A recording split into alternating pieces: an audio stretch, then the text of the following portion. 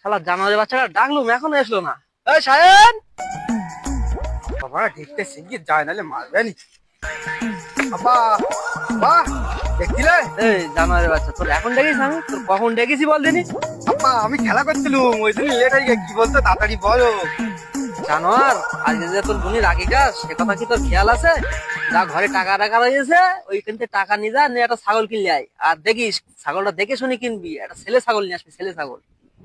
ঠিক আছে আব্বা, আমি এক্ষুনি গিয়ে নিতেছি, এক্ষুনি গিয়ে। এই চল চল তাড়াতাড়ি চল, তাড়াতাড়ি চল, আগে চল চল তাড়াতাড়ি চল। আব্বা আব্বা এই যে ছাগল লাইছি।